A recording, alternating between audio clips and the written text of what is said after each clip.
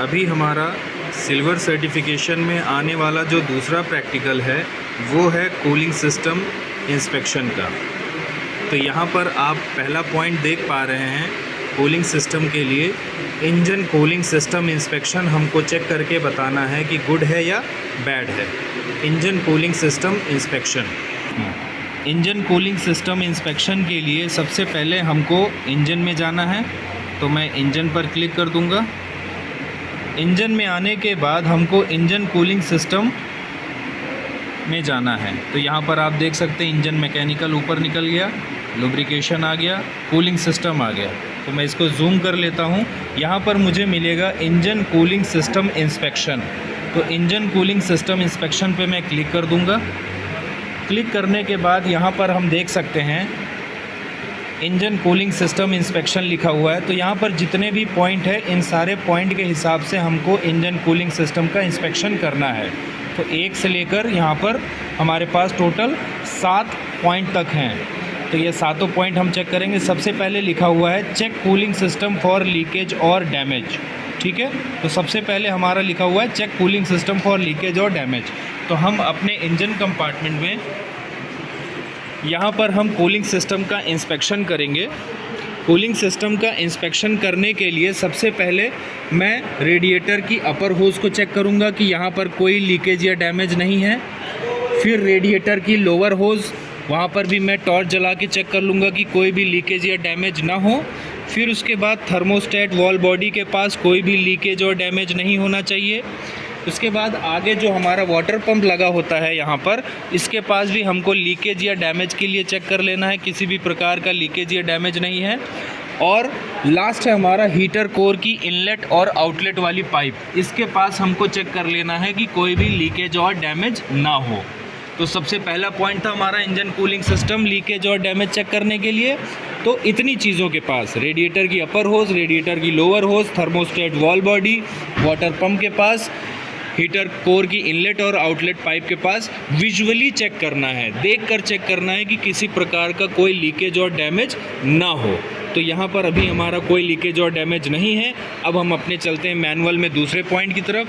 तो दूसरे पॉइंट में लिखा हुआ है रिमूव रेडिएटर कैप। ठीक है, फर्स्ट पॉइंट हमने कर लिया, remove radiator cap. Remove radiator cap यानी अब हमको रेडिएटर कैप को रिमूव करना है। रेडिएटर कैप रिमूव करने के लिए सबसे पहले हम चेक कर लेंगे कि हमारा ये कूलिंग सिस्टम ठंडा होगा तभी हम इसको रिमूव करेंगे, गर्म होने पर रिमूव नहीं करेंगे। कूलिंग सिस्टम अगर ठंडा है तो हम अपने रेडिएटर कैप को रिमूव करेंगे। इसको प्रेस करके रेडिएटर कैप को रिमूव करके हम सावधानी से फिर इसको अपने पार्ट कैरी पर रख देंगे। सेकेंड पॉइंट हो जाने के बाद अब हम अपने थर्ड पॉइंट की तरफ चलेंगे। थर्ड पॉइंट में लिखा हुआ है, जूम मैंने कर दिया है, थर्ड पॉइंट में लिखा हुआ है check coolant for proper level and freeze protection. Check coolant for proper level and freeze protection में हम रिजर्वायर के अंदर प्रॉपर लेवल चेक करेंगे। तो इसके लिए हम यहाँ पर टॉर्च जलाकर इसको थोड़ा सा बॉटल को शेक करेंगे तो हमको लेवल का पता चल जाएगा। ठीक है, इस तरीके से हम इसको हिलाकर यहाँ पर चेक करेंगे तो हमको लेवल दिख जाएगा कि लेवल कम है या ज़्यादा है। ठीक है, और फ्रीज प्रोटेक्शन को चेक करने के लिए हमारे पास रिफ्रैक्टोमीटर होना चाहिए। रिफ्रैक्टोमीटर की मदद से हम फ्रीज प्रोटेक्शन चेक करेंगे। फ्रीज प्रोटेक्शन को चेक करने के लिए रिफ्रैक्टोमीटर हम इस तरीके से लेंगे और इसकी मदद से हम कूलेंट को यहाँ पर डालेंगे। तो यहाँ से हमने थोड़ा सा कूलेंट ले लिया है, अब इसके सरफेस पे डालेंगे, बाकी बचा हुआ कूलेंट इसमें वापस ड्रेन कर देंगे। और इस ढक्कन को बंद करने के बाद इसके अंदर हमको आँख से लगा के चेक करना है कि ये हमारा फ्रीज प्रोटेक्शन कैसा है। तो फ्रीज प्रोटेक्शन जैसे कि मैं इसके अंदर आपको दिखाने की कोशिश कर रहा हूँ, यहाँ पर आप देख सकते हैं कि जो हमारा फ्रीज प्रोटेक्शन है, जो बीच वाली जो स्केल है,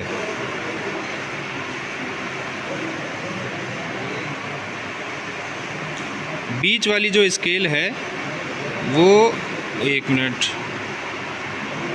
-20 degree Celsius, -20 degree Celsius blue और वाइट वाली लाइन के पास हो रही है। तो ये हो जाएगा हमारा -20 डिग्री सेल्सियस। तो इसमें आपको आँख लगाकर चेक करना है। चेक करने के बाद हमें इसे प्रॉपरली साफ़ करके इसको वापस इसके अंदर रख देना है। और अपने मैनुअल में जाके चेक करना है कि कितना हमारा फ्रीज प्रोटेक्शन होना चाहिए। तो उसके लिए मैं जाऊंगा टेबल ऑफ कंटेंट पे, इंजन में।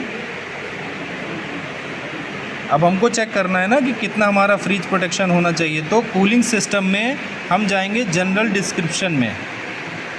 तो यहाँ पर आप देख सकते हैं जो हमारा फ्रीजिंग टेम्परेचर है वो -14.5 डिग्री सेल्सियस होना चाहिए। ये फ़ारेनहाइट का लिखा हुआ है तो उससे हमें मतलब नहीं है, -14.5 होना चाहिए। और हमने अपने रिफ्रैक्टोमीटर में जाकर देखा था कि वहाँ पर -20 डिग्री सेल्सियस आ रहा है, जो कि 14 से अधिक है। 14 से -14.5 से कम नहीं होना चाहिए। ठीक है, तो ये हमारा कूलेंट प्रॉपर लेवल और फ्रीज प्रोटेक्शन, ये वाला पॉइंट भी मेरा सही है। तो तीसरा पॉइंट भी मेरा कंप्लीट हो गया है। अब हम अपने चौथे पॉइंट पे चलते हैं। चौथे पॉइंट में कह रहा है कि check cooling system for coolant leakage according to the following procedure. यानी अब हम कूलिंग सिस्टम को हमें चेक करना है कि कहीं उसमें लीकेज तो नहीं है। तो उसके लिए हम अपना ये स्पेशल टूल जिसको हम कहते हैं रेडिएटर प्रेशर टेस्टर, ये लगाएंगे हम रेडिएटर के ऊपर और इसमें हम प्रेशर लगाएंगे 1.3 kgf पर सेंटीमीटर स्क्वायर का। ठीक है, हम इसमें kgf पर सेंटीमीटर स्क्वायर वाली वैल्यू देखेंगे क्योंकि इसमें जो गेज है हमारे पास हमारे स्पेशल टूल में वो kgf पर सेंटीमीटर स्क्वायर में है। तो हम इसमें लगाएंगे प्रेशर 1.3 kgf पर सेंटीमीटर स्क्वायर का और उसको होल्ड करेंगे। ठीक है, मैं आपको लोगों को करके दिखाता हूँ और ये भी बताऊँगा कि किस तरीके से इसको कनेक्ट करना है। ये हमारा रेडिएटर प्रेशर टेस्टर है। इसमें आप देख पा रहे हैं कि kgf पर सेंटीमीटर स्क्वायर में ये गेज है हमारा। इसमें कनेक्ट करने के लिए सबसे पहले हमें जो ज़रूरत पड़ेगी वो इस टूल की ज़रूरत पड़ेगी। इस टूल को हमें रेडिएटर कैप की जगह पर लगाना है। ठीक है, तो रेडिएटर कैप में लगाने के लिए देखो सबसे पहले तो हमारे पास ये रेडिएटर ये वाला जो पार्ट होता है ये सिर्फ ऊपर से ऐसे रखा होता है। ठीक है, इसको कोशिश मत करना कहीं और लगाने की, बस इसको ऊपर से ऐसे फिक्स कर देना। और इसमें ये वाला जो पार्ट है हमारा, ये हमारा रेडिएटर कैप के सील की तरीके से काम करता है। ठीक है, तो इसको लगाने के लिए सबसे पहले हम क्या करेंगे, इसको यहाँ पर इस तरीके से प्लेस कर देंगे और ये वाला जो लॉक है इसको हम यहाँ पे टाइट कर देंगे। तो सबसे पहले हमने इस वाले लॉक को फंसा दिया, लॉक हो गया है। और इसको ये जो है हमारा स्क्रू होता है, सॉरी ये स्क्रू होता है और ये लॉक नट होता है। ठीक है, तो लॉक नट को हम इस तरीके से पकड़ेंगे और इस चीज़ को, ये स्क्रू है, इसको एंटी क्लॉकवाइज के डायरेक्शन में घुमाएंगे, एंटी क्लॉकवाइज के डायरेक्शन में घुमाएंगे। ठीक है, तो जब मैं इसको एंटी क्लॉकवाइज के डायरेक्शन पे घुमाऊंगा तो ये स्क्रू नीचे टाइट हो जाएगा। ठीक है, तो जब ये पूरा टाइट हो जाएगा तो अब मैं लॉक नट को टाइट कर दूंगा। तो अब मैं यहाँ पर देख पा रहा हूँ ये एकदम टाइट हो गया है। ठीक है, मैं एक बार फिर से बता दे रहा हूँ कि इसको कैसे किस तरीके से लगाना है।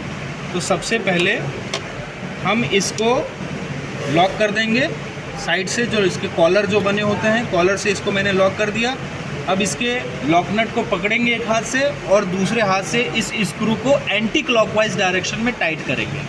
तो जब हम इसको एंटी क्लॉकवाइज डायरेक्शन में टाइट करेंगे यानी घड़ी की उल्टी दिशा में, तब ये नीचे टाइट हो जाएगा और फिर लॉक नट को टाइट कर देंगे। इसको टाइट करने के बाद हमारा रेडिएटर प्रेशर टेस्टर में जो पाइप है वो पाइप को हम लेंगे। इस पाइप को यहाँ पर हम पहले प्रेस कर देंगे हल्का सा, उसके बाद इस स्क्रू को टाइट कर देंगे और दूसरे एंड पे हमारा जो ये पंप है, इस पंप को यहाँ पर हम इस तरीके से प्रेस करेंगे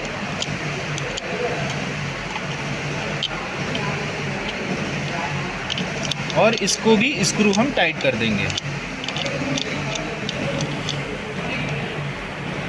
ठीक है, ये स्क्रू टाइट कर देंगे हम।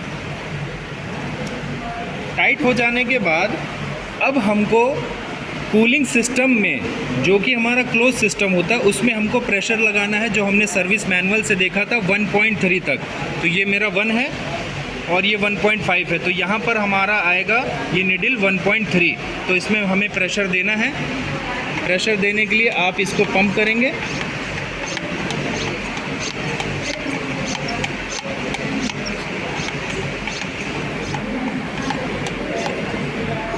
इसको आपको इतना पंप करना है कि ये निडल यहाँ तक आ जाएगी। अभी हमारा कुछ अपैरेटस जो स्पेशल टूल है उसमें थोड़ी सी गड़बड़ी है, जिसके कारण ये प्रेशर नहीं बना पा रहा है। बट आपको एग्ज़ाम के दौरान वहाँ पर आपको पूरा प्रेशर बनाकर यहाँ तक लेकर आना है और ये होल्ड होना चाहिए। अगर ये सुई यहाँ पर होल्ड हो रही है तो इसका मतलब कूलिंग सिस्टम में कोई भी लीकेज हमारा नहीं है। अगर ये सुई जैसे अभी डाउन हो गई है, इस तरीके से डाउन हो जाती है तो मतलब लीकेज है। तो अभी क्या है, बेसिकली अभी हमारा कूलिंग सिस्टम ओके है, बट हमारा स्पेशल टूल थोड़ा सा गड़बड़ है, जिससे ये प्रेशर को बना नहीं पा रहा है। ठीक है, तो एग्ज़ाम में आपको कोशिश ये करना है कि 1.3 तक ये प्रेशर जाएगा, उस दिन आपको सही टूल मिलेंगे, आप लोग घबराइए मत। और ये 1.3 पर जाकर होल्ड होगा। इसको कहते हैं होल्डिंग प्रेशर टेस्ट। तो ये होल्ड होगा 1.3 पर। अगर 1.3 पर होल्ड हो रहा है तो मतलब कूलिंग सिस्टम में कोई भी लीकेज नहीं है। ठीक है, तो ये हो गया मेरा holding pressure test. Holding pressure check करने के बाद आपको ये स्पेशल टूल यहाँ से रिमूव कर लेना है। Cooling system holding pressure check होने के बाद हमारा है check radiator cap according to the following procedure. अब हमको यहाँ पर स्पेशल टूल में रेडिएटर कैप का high pressure valve opening pressure check करना है। रेडिएटर कैप में 2 वॉल्व होते हैं। ये वाला होता है हाई प्रेशर, जो कि नीचे की तरफ दबता है, ये हाई प्रेशर है। और ये होता है लो प्रेशर वॉल्व, जो कि आगे की तरफ इस तरीके से खुलता है। ठीक है, ये लो प्रेशर वॉल्व हो गया और ये हाई प्रेशर हो गया। ठीक है, तो ये हाई प्रेशर वॉल्व हमारा कितने पर खुल रहा है ये हमको चेक करना है। तो मैनुअल के हिसाब से रेडिएटर कैप का वॉल्व ओपनिंग प्रेशर 0.9 से 1.3 kgf पर सेंटीमीटर स्क्वायर के बीच में ओपन हो जाना चाहिए। 0.9 से 1.3 kgf पर centimetre square high pressure valve का ओपनिंग प्रेशर चेक कर रहे हैं। तभी हमने चेक किया था कूलिंग सिस्टम होल्डिंग प्रेशर। अब हम चेक करेंगे रेडिएटर कैप का हाई प्रेशर वॉल्व का ओपनिंग प्रेशर। तो ओपनिंग प्रेशर चेक करने के लिए हमारे जो स्पेशल टूल है वो ये वाला स्पेशल टूल हम यूज़ करेंगे। ठीक है, इसमें हम अपने रेडिएटर कैप को फिक्स कर देंगे। इस तरीके से ये फिक्स हो गया। फिक्स होने के बाद जो हमारा पंप है उस पंप के दूसरे एंड को हम यहाँ पर इसको टाइट कर देंगे।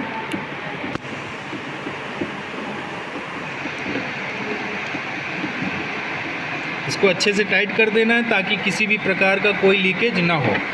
और हम इसको उस जगह पर रख कर अब हम इसको पंप करेंगे और देखेंगे कि कितने प्रेशर पे जाके ये हमारी निडल वापस आ रही है। तो गेज में आप देख पा रहे होंगे कि ये अराउंड 1.3 से रिटर्न हो जा रही है। और साथ ही साथ आपको रेडिएटर कैप में एक हाई प्रेशर वॉल्व खुलने की आवाज़ आ रही होगी। तो अभी मैं आप लोगों को वीडियो में नहीं दिखा पा रहा हूँ, बट नीडल में आप देखेंगे कि ये जो है मेरी सुई एक 1.3 से रिटर्न हो जा रही है, यानी ये हाई प्रेशर वॉल्व खुल जा रहा है। इसीलिए वो हमारी नीडल जो है एक पर्टिकुलर पॉइंट से रिटर्न हो जा रही है, यानी वो मैक्सिमम जाती जैसी 1.3 होता है वहाँ से रिटर्न आ जा रही है। तो मैनुअल के हिसाब से 0.9 और 1.3 kgf के बीच में खुल जाना चाहिए, जो कि हमारा वॉल्व खुल जा रहा है। ठीक है, अभी हमारा जो भी पार्ट हमने खोला था उसको वापस से बॉक्स के अंदर रख के हमें बॉक्स नीचे रख देना है। और अब हमको यहाँ पर जजमेंट देना है। तो इंजन कूलिंग सिस्टम इंस्पेक्शन हमारा पूरा पॉइंट हो चुका है। तो हमारा यहाँ पर जो है गुड आएगा। तो हम क्या करेंगे कि यहाँ पर गुड के ऊपर सर्कल कर देंगे। ठीक है, तो पहला पॉइंट हो गया। अब दूसरा पॉइंट है हमारा radiator cooling fan operation in radiator cooling fan assembly on vehicle test. इसका मतलब है कि अब हमें एक्टिव टेस्ट करना है एसडीटी की मदद से और रेडिएटर कूलिंग फ़ैन को चलाकर देखना है कि वो लो स्पीड पर और हाई स्पीड पर चल रहा है या नहीं चल रहा है। ठीक है, तो अब हम लोग गाड़ी से एसडीटी को कनेक्ट करेंगे और रेडिएटर कूलिंग फ़ैन का एक्टिव टेस्ट करेंगे। एक्टिव टेस्ट करने के लिए हम एसडीटी गाड़ी से कनेक्ट करने के बाद एक्टिव टेस्ट के ऑप्शन में जाएंगे और यहाँ पर हम रेडिएटर फ़ैन को सेलेक्ट करेंगे। रेडिएटर फ़ैन सेलेक्ट करने के बाद हम यहाँ पर स्टार्ट जो लिखा हुआ है स्टार्ट पे क्लिक करेंगे, ओके करेंगे। उसके बाद यहाँ पर जो एग्जीक्यूट का बटन दिख रहा है, हम एग्जीक्यूट पे क्लिक करेंगे। एक्टिव टेस्ट करने के लिए मैंने अलग से भी वीडियो बना रखे हैं, अगर आप चाहें तो आप देख सकते हैं। यहाँ पर अभी फ़िलहाल रेडिएटर फ़ैन की जो कमांड वैल्यू है वो अभी ऑफ़ है। हम इस वाले एरो पर क्लिक करेंगे तो हमारा रेडिएटर फ़ैन लो स्पीड पे चलेगा। हमें गाड़ी के अंदर जाकर चेक करना है कि रेडिएटर फ़ैन लो पे चल रहा है क्या। तो रेडिएटर फ़ैन अभी हमारा लो स्पीड पर चल रहा है, और फिर उसके बाद हमको यहाँ पर इसी वाले एरो पे फिर से क्लिक कर देंगे तो यहाँ पर हाई लिख कर आ जाएगा। तो जब हम अपने गाड़ी में जाकर चेक करेंगे तो हमको ये पता चल रहा है कि रेडिएटर फ़ैन हमारा अभी फ़िलहाल लो स्पीड में ही चल रहा है। कमांड मैंने हाई दे दिया है, फिर भी हमारा रेडिएटर फ़ैन लो स्पीड पर ही चल रहा है। आप यहाँ पर देख सकते हैं, हाई पर मैंने यहाँ से कमांड दिया, परंतु रेडिएटर फ़ैन गाड़ी में लो स्पीड पर ही चल रहा है। तो एक्टिव टेस्ट को बंद करने के लिए हम पहले इसको लो पर लगाएंगे, उसके बाद ऑफ़ कर देंगे और यहाँ से एंड पर क्लिक कर देंगे। ये एंड जो लिखा हुआ है, एंड पर क्लिक कर देंगे तो ये एक्टिव टेस्ट हमारा एंड हो जाएगा। तो जैसे कि मैंने बताया कि रेडिएटर कूलिंग फ़ैन लो पर तो चला परंतु हाई पर नहीं चला, यानी हाई पर भी करने पर हमारे लो की स्पीड से ही चल रहा था। तो ये जो ऑप्शन आएगा अब मेरा radiator cooling fan on vehicle operation, ये हमारा बैड आएगा। तो बैड पे सर्कल कर देंगे, बैड पे सर्कल कर दीजिए, ठीक है। अब हमारा तीसरा पॉइंट है हमारा radiator cooling fan relay inspection. यहाँ पर हम देख सकते हैं रिले इंस्पेक्ट करने के लिए कहा गया है। तो अब हमें रिले को इंस्पेक्ट करना है। तो अगर मैं अपने कूलिंग सिस्टम के सर्किट डायग्राम को देखूँ तो टोटल कूलिंग सिस्टम के सर्किट डायग्राम में 3 रिले लगे होते हैं। तो ये हमारा कूलिंग सिस्टम का सर्किट डायग्राम है। अगर आप कूलिंग सिस्टम के सर्किट डायग्राम को सही से देखेंगे तो यहाँ पर टोटल हमारे 3 रिले लगे हुए हैं। Relay number 1, relay number 2, relay number 3। तो ये रिले नंबर 1 जो है ये लो स्पीड पर चलाने के लिए है, और ये रिले नंबर 2 और रिले नंबर 3 जो है हमारा हाई स्पीड पर चलाने के लिए होता है। अगर मैं इस सर्किट डायग्राम को आपको समझाना चाहूँ तो आप यहाँ पर देख सकते हैं, ये 5 नंबर जो है ये मेरा फ़ैन है, रेडिएटर फ़ैन है, और ये 4 पोल हैं इसके, L-, L+, H-, ये H- हो गया और ये H+ हो गया। यानी यहाँ पर निगेटिव और यहाँ पर पॉजिटिव आएगी तो रेडिएटर फ़ैन लो स्पीड पर चलेगा, और यहाँ पर निगेटिव और यहाँ पर पॉजिटिव आएगी तो रेडिएटर फ़ैन हाई स्पीड पर चलेगा। तो अगर आप सही से देख पा रहे हैं तो रिले नंबर ये 1 है, यहाँ पर 2 लिखा हुआ है, तो ये सीरियल नंबर में जब आप जाके देखेंगे तो 2 के सामने रिले नंबर 1 है, 3 के सामने रिले नंबर 2 है, और 4 के सामने रिले नंबर 3 है। ये आपका सीरियल नंबर है डिनोट करने के लिए कि कौन से पार्ट हैं।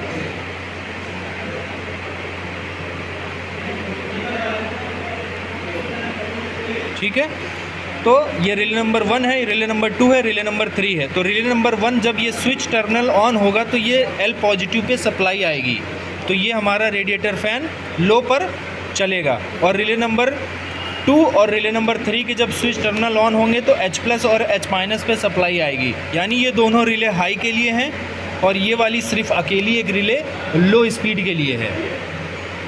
ये रिले नंबर 2 H+ की सप्लाई को आगे बढ़ाएगी और रिले नंबर 3 H- की सप्लाई को आगे बढ़ाएगी। तो हाई स्पीड पर चलने के लिए 2 रिले हैं, लो स्पीड पर चलने के लिए 1 रिले है। आई होप कि आप लोगों को ये समझ में आ गया होगा, ठीक है। तो अब हम क्या करेंगे, हमारे सस्पेक्ट में रिले नंबर 2 भी है और रिले नंबर 3 भी है, ठीक है। तो अब हमको दोनों रिले को चेक करना है। रिले को चेक करने का वीडियो मैंने आप लोगों को दूसरे उसमें लिंक में मैं भेज दूंगा, वो आप लोग देख लेना कि रिले को कैसे चेक करते हैं। इसमें आपको दोनों रिले चेक करना है, रिले नंबर 2 भी और रिले नंबर 3 भी। तो रिले नंबर 2 जब आप चेक करोगे तो रिले नंबर 2 आपको गुड मिलेगा। रिले नंबर 3 जब आप चेक करोगे तो उसमें जो हमारा स्विच टर्मिनल होगा वो फॉल्टी मिलेगा। तो हमको यहाँ पर जजमेंट पे हमें यहाँ पर डालना है बैड, और पार्ट नेम में आएगा radiator cooling fan relay number 3, और कंडीशन में आएगा स्विच साइड फॉल्टी, ठीक है। रिले का इंस्पेक्शन जब हम दूसरा और 3 नंबर दोनों रिले जब हम चेक करेंगे तो दूसरा वाला रिले हमारा ओके आएगा, और तीसरा वाला जो रिले आएगा वो बैड आएगा। तो पार्ट नेम में हम radiator cooling fan relay number 3 लिख देंगे और कंडीशन में स्विच साइड फॉल्टी लिख देंगे। रिले को चेक करने का वीडियो मैंने अलग से बना रखा है, वो आप लोग देखकर उसी प्रकार से आप लोग वीडियो को रिले को चेक करेंगे।